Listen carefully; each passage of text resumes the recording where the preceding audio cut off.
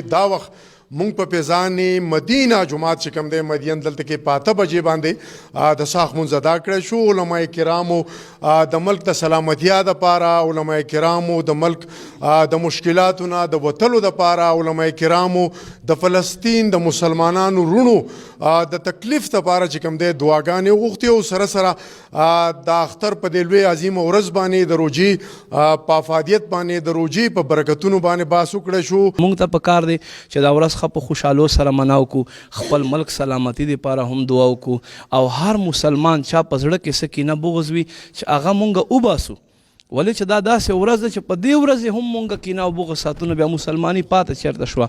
مونږ ته پکار دی چې خوشحالو اظهار کوو. تاسو ته د الله بدلې در نصیبې کړي.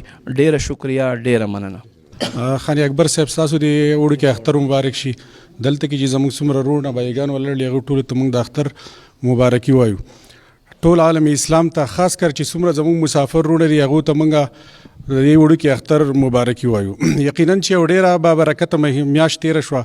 کم عبادت چې کول پکارو په دې کې هغه شان عبادت موږ ونه کړو، کمزور یو، ګناهګار یو. ستاسو دې مبارک شي او موږ د خیبر نیوز ډېره شکریا ادا کوو چې دوی دومره دلچسپي واخیسته او دا عبادات او دا زموږ دا کم تهوارونه چې دي چې د دې په حقله د خلکو رای واخلي، موږ د دې خیبر نیوز ډېره شکریا ادا کوو.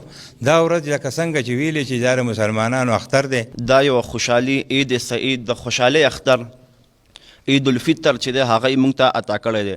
نو موږ مسلمانانو له پکار ده چې موږ ته دا اختر چې دی دا ټولو په جمع سره په خوشحالۍ سره تېرول پکار دي او یو بل سره بغض او دا چې دی دا نه دي دغه کول پکار. علماء کرامو ډېر ښکلی تلقین چې کوم دی هغه امتیانو ته وکړو. وی چې یاره د اختر په دې عظیمه ورځ مونږ له پکار دي چې مونږ د یووالي، مونږ د خوشحالو او مونږ د پیغمبر اسلام د امتی په حیثیت باندې یو بل غاړې ورکو. مونږ یو مثال جوړ شو چې یاره زمونږ مخالفت چې د اسلام څومره کیږي چې هغوی ته دا پیغام ورسي چې مسلمانان نن په دې عظیمه ورځ باندې په وړوکي اختر باندې دا عهد کوي، لوظ کوي چې مونږ یو انشاءالله زمونږ جماعتونه، زمونږ مدرسې دا به د خوشحالو، دا به د علم د زده کړې مرکزونه وي.